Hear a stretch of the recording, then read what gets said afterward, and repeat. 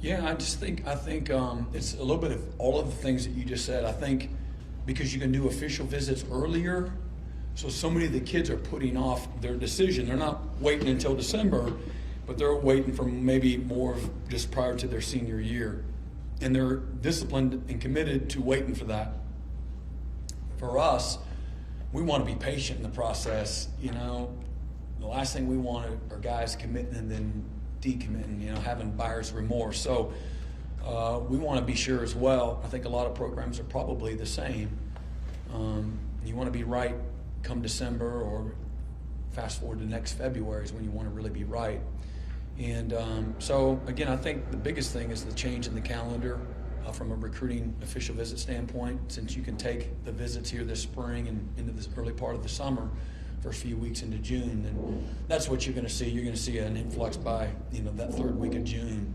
Man, you're going to see commitments left and right, and then there'll be another small window in late July because it opens back up briefly before the dead period goes again in August. So that's what I think is the number one reason behind it all. And then kids, again, they've got spring sports. You know, basketball goes a little late, and then track starts up. And then trying to find time to get to a bunch of different spots unofficially, and then with the idea of, okay, I'm going to go see them once or twice, and I'm going to go back again for an official visit at some point in time here in the early part of the summer. And so people just being loyal to that process with the idea, again, early summer. Most high school coaches would say, and most families would say, and we want to get it done before our senior year, but be loyal to that time frame. And again, let's face it, traveling unofficially is not cheap. It's not easy. People have jobs and they have to go to work, and so kids are doing 7-on-7 and travel basketball and track, and just life is going on. So just getting kids on campus is an accomplishment. It's not an easy thing to do, and a lot of hard work goes into that. Has the portal taken the urgency? I think that's a great point. You know, I think the portal, people are not in as big of a hurry to push for the commitments, and because there's a safety valve, maybe a better solution to the needs on their roster, and that's not the only way, but I do think some people are committed to being a little bit more patient because of that. Thanks. Yeah. Coach, I know we had the alarm delays, 12:05. Are you good for a couple more? Or Yeah. Let's go to Kieran Eman, far right, Council. Hey, Brent. What's up, Karen? Good to see you. The NFL draft is around the corner. I wanted to ask you, where do you view that in terms of importance as far as selling to recruits? And has that changed since you were here the first time around a decade ago? Well, I think it's important that there's a history of development. The players coming from your program can be developed, that you can facilitate all of their dreams.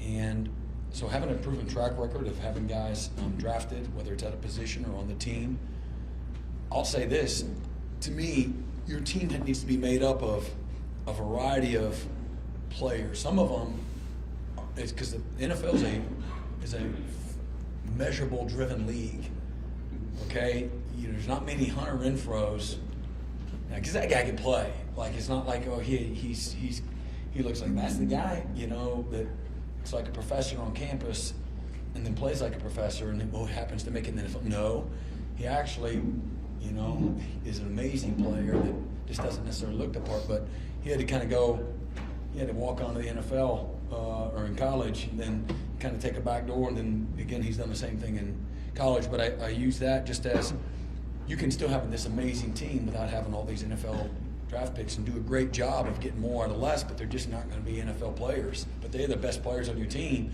even though these other guys might be more quote-unquote talented with their length or their speed. But they don't have the instincts, they don't have the toughness, they don't have the consistency, they don't study the playbook, they skip class, they skip practices or workouts. A lot of those other things. You can win at a really high level with a bunch of blue-collar dudes with a few generational kind of pieces too, all right? And then, but from a developmental standpoint and having a track record, I think this will be, we had 11 players at the Combine this year. This might be 14 or 15 straight years of 4+ players drafted at Oklahoma, right? something like that. It's a great stat. I think it's 13 or 14 straight years that we've had 4+ players drafted, which might be the most in college football. And then certainly while we were at Clemson, I think we might have had the most defensive linemen drafted and a bunch of guys drafted over the last decade. And I think it just gives you credibility that, okay, you get good players, but you still got to coach them. You know, a lot of people get good players, but you got to coach them. And for me as a coach, one of my biggest fears is that my player or my players would underachieve. And nothing more fulfilling from a X's and O coaching development standpoint than seeing your guys over-deliver. You know, kind of like the parable of oranges. You know, you over-deliver, whatever opportunity you have, you over-deliver, you go above and beyond. And so for a coach, you know, that's a very pleasing place to be, is have your players play above and beyond their ability each and every week. So when you get a talented guy, that's that next challenge is, can I develop him? Can I get him to play at a really high elite level?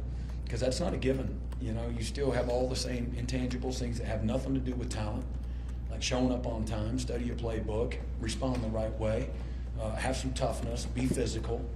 You know, you can be these great or know which way to go. You know, student body, they're doing what they call the Washington Redskins. What would they call that run? They run that counter left or counter right? Counter tray? Was it just student body? Huh? Counter tray?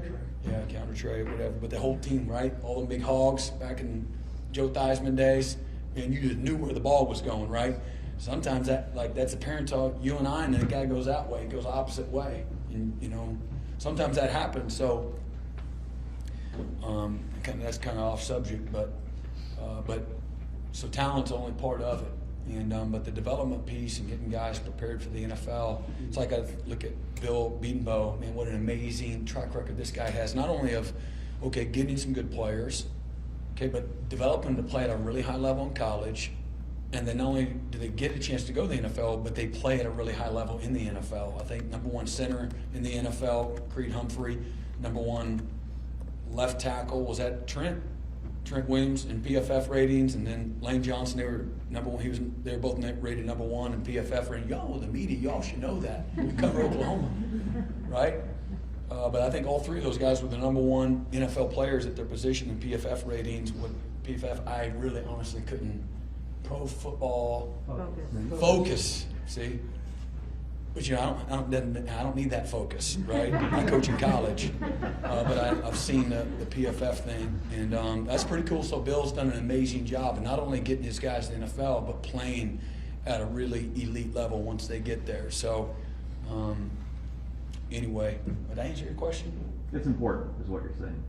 I think it's important, yeah, especially in a competitive arena that we're in. You know, trying to compete for the best of the best recruits. As important as it was 10 years ago, or about the same thing to recruits, NFL draft.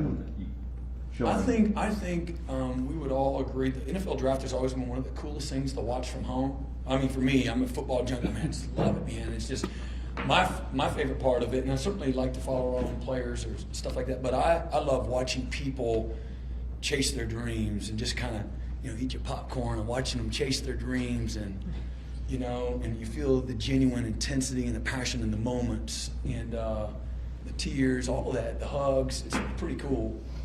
It's a very raw, you know, non-scripted, you know, moment. So that's pretty cool. But yeah, it's incredibly important from a competitive and a recruiting standpoint to know that, again, if you go there, you know, they're going to coach you and develop you, you know, to become the best of the best and the best version of yourself. Well, I think the players feed off of that. And again, if we expect to grow this program, that's part of it. The fan experience is, you know, I'm relationship driven. This program is relationship driven. This is not a transactional program. This is about relationships. And so touchy-feely, you know, having, you know, the fans that have your back, that have some loyalty, that have an appreciation. That's my hope, is that our fans, you know, I get this word expectation, that's fine, okay, but I'm really looking for appreciation. But you got to earn that, you know, we got to earn that. Coaches, the players, got to earn appreciation. And to me, some people, they overlap those things together, and I don't really look at it like that. I think appreciation and expectations are two different things, and to me, that's what the fans being there, every seat covered, every patch of grass covered, every ticket sold. I think that shows appreciation. It's one thing to say it, it's another thing to do it. And to me, you know, I'm looking for doers. I'm looking for doers in that locker room. And I'm looking for doers that support this program. I can promise you, I'm gonna be a first in line to do, and not be a taker. You know, I'm looking for doers, and so that's what that is. You know, and I want to sell that. You know, recruits and their families, and our own players and their families. You know, they notice that. You know, they're human. You know, they pay attention, and you know, passion comes from love. And so if you love the Sooners, man, be passionate about it. And you can't love and hate it, right? You love it, and you gotta love all of it. You can't hate it and boo it, right? You love it, you're passionate about it, and that's just what you have. It's an intimate relationship, man. I love my team no matter what. And again, there's a responsibility on our side of it, man, that we're committed. In everything that we do, we represent the university the right way. Man, we chase and cover the ball the right way. We play passionate, we play relentless, we play physical, we play violent. We play for each other, and represent, again, the right way, with class, with toughness, with respect. And that's what I want people to appreciate and be thankful for. For more information, you can visit TulsaWorld.com.